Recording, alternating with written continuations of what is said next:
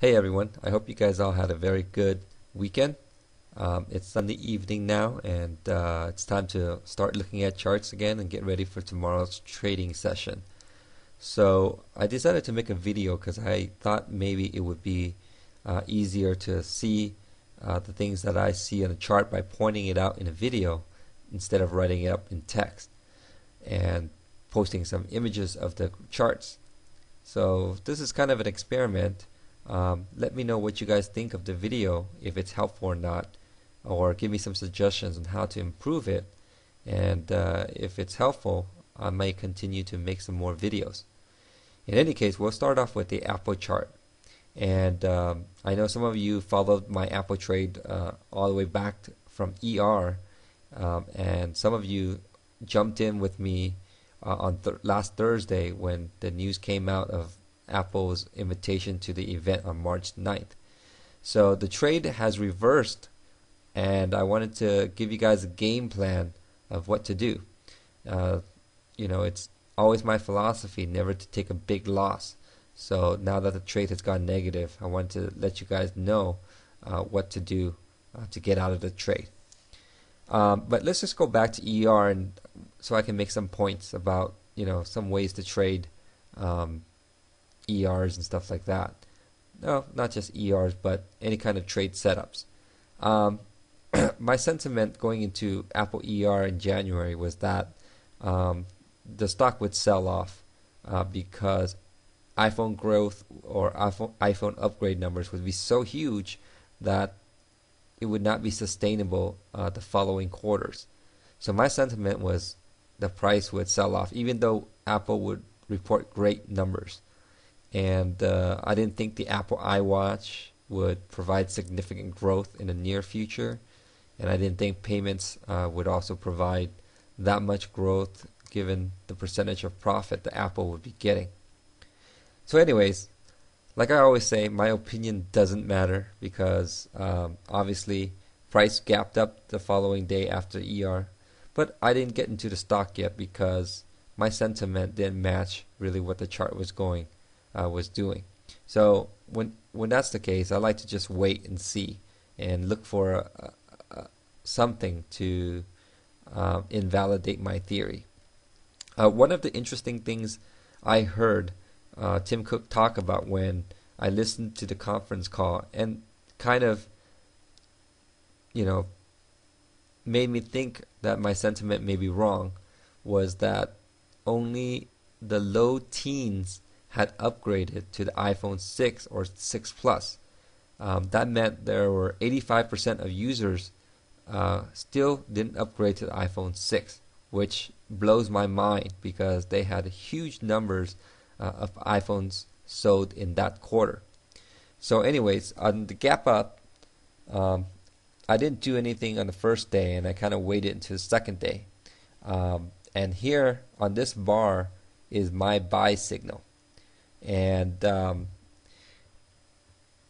when it broke above the previous day's high, that was my buy signal to go long, because to me that proves that the price of the stock was strong enough to make new highs. A lot of people wonder, well, why don't you buy down here? Well, if I had a crystal ball and I could see the future and I knew that this was a low that I could buy, then yes, of course, I'll be happy to buy at the lowest price. But in fact, I just don't have a crystal ball, or my crystal ball is in the shop, as they say. I had no idea that this low would not be a higher low, and a new low would be made down here. You just don't know. And the only way you know is when price actually proves that it can make a new high. Now, when I buy here, do I expect the price to never go back below my buy price? The reality is no. It goes below it many times. That's just reality. That's just how the market works. It's not going to shoot straight up here and make you a millionaire. It's going to make it tough for you to hold. It's going to go up a little bit and then it's going to go back down. But the thing that I'm looking at here is, as it made this low here, this low is higher than this low. And that is one half of the equation of a trending stock. Now if you look at my buy point, you can try and buy a little bit lower here, but really doesn't make that much of a difference in the big picture. So as the stock continued to advance, you can see that it's making higher lows here. This is higher than this low. And finally, we really get a significant move on the higher highs here with this advance. So this low is much higher than this low, and this is where the big breakout is. And you get higher lows here and higher lows here. Now, if you're trading a stock, a good strategy for stops is to continue to put your stops below these lows. If anything, you don't know when to sell, you would get stopped out and protect as much of your profits as possible. That's just one stop strategy. There are so many. It's really an art rather than a science. But if you want a no-brainer thing to do to sell out of a stock and not worry about it, you want to go golfing and not worry about should I sell, is simply find the lows and put stops below them. Don't put them too close where you get stopped out, like right here. Price breached the lows here but continued higher, so you don't want to put it too low, but keep it a safe distance away from the low. Give it some room to run, and you'll maximize your profit. But for me, I unloaded most of my shares around this area. And some of you might go, well, how did you know to sell in that area? Well, I took a look at this candle here on the hourly chart, and you see it's a lot different than the other candles. There's a lot of volatility here. Price suddenly dropped very low, but retraced back up. And what you're seeing here is people who missed all this profit here. They see this big sell-off and go, wow, this is my chance to buy because it's going to continue moving up for another 50%. Those dip buyers, unless they're real quick and a quick trader, they're going to get burned. But this here, to me, was the first sell signal. And when you look at the volume here, it confirms that this is a significant candle, something to look at. If you zoom out and you look at this volume here, you're going to see that it is the biggest volume, well, I guess second biggest volume since the gap up in ER, biggest sell volume. So it's significant to pay attention to this candlestick. So what does that mean? What do? Well, it's a signal, so you have to take some action. What you do is you raise your stops from here to here. As simple as that. So if you're right and the price does go down, you'll be knocked out. So in this case, you wouldn't have been knocked out immediately and the price continued higher. Good time to take some profits on a higher high. You never know what's going to happen to a stock. But for me, the third candle here was a definite sell signal. What you're seeing here is what they call railroad tracks or ski tracks. And it's two equal-sized bar, one reversing the other. This one is reversing the move of this one. I have seen these two bars at the top of so many patterns, topping patterns, that I know this is a pretty strong sell signal, whether there's volume or not. But this is a huge sell signal for me. So I would move my stop to here, and I sold most of my shares around this area. And I was waiting for the stock to go back down to maybe, for the next entry when the news came out that Apple would hold an event on March 9th. I was anticipating something happening in the April time frame, but so the news kind of caught me by surprise. So I decided to enter another long trade via options because I wanted to, maximize my profit while minimizing my risk, because to me this had been a big enough sell signal. I didn't want to re-enter too early and give up a lot of the profits in case I was wrong. And also, with any type of event, whether it's announcement or ER, the implied volatility of options would jump around the event, giving you a higher chance of success going long on options. Normally, I don't like to buy options, especially near-term options. I bought the March 13th options, so those will drop in value very quickly, and I would never ever go long on options with such a near-term option.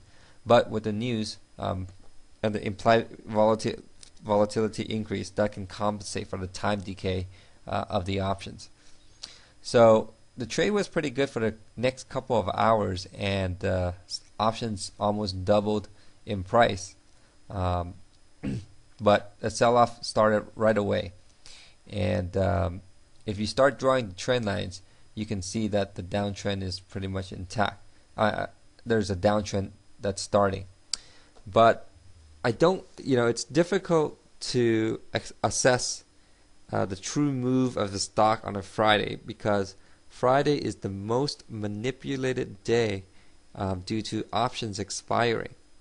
So it's kind of hard to read whether this was, this trade was bad because, it was, the news was being ignored, or this was options manipulation. But I'm going to show you guys some trend lines here that I drew. This is the same chart. You can see that Apple made a high, a low, which, by the way, let's go back to the other chart. This low here is lower than this low. So that's pretty significant right there. But in any case, from this low, it rallied perfectly to form 45-50 degree downtrending line, and it respected this line by starting to sell off again. But to me, this is, although the channel has been formed, it's not necessarily a confirmed downtrend until it breaks this low. And the reason for this is, if you take a look at this chart, I'm going to draw some additional trend lines. You're going to see that if you draw here, connect these lows together, and then clone that so that you get a line that's parallel, and you connect these lines here, these tops here, you're going to see that there's also an uptrend channel forming. And that's why, to me, even though that the downtrend is here, it's not really confirmed until this trend line is broken, or this, which can also lead to this low price being broken. Then you can really call this a downtrend. But for now, it's ambiguous, because you have a higher high, a lower low, a lower high, and a higher low. But from this void, you can look at a low, a high, and a higher low. So it's very ambiguous. So something has to happen to confirm which direction it's going to go. So with options expiring and prices closing at 128.46, I see it more as an option expiration. So the game plan on Monday is to look at this trend line, this rising trend line, and see if we get a break of this trend line. If we do, I'm not going to sell out my position immediately. Let's just say on this candle here, the price drops below to here. What I would do is wait for the next hour and see if we can start recovering in price, and if this trend line here breaks, the down trend line breaks. If it breaks above this line, then to me we would have a confirmed uptrend. However, if it breaks below here and tries to go up to here but can't breach this uptrend line, then and starts going down this way, then I'm going to start unloading my share, because that to me is a signal that we're heading lower into this area. So that's my game plan on Apple for Monday. Um, easy come, easy go. 90% was really good profit. But I guess I was getting greedy, hoping for 300% when it got into this area. Um, but you need to know what to do when a trade goes wrong, and you need to make an exit. And the exit is really around this area. And take your losses up front. Don't wait till it gets down here, where the options will be zero and worthless. So recover whatever cost you can in this area. So that's my game plan. Hope this video is helpful, and let me know what you guys think.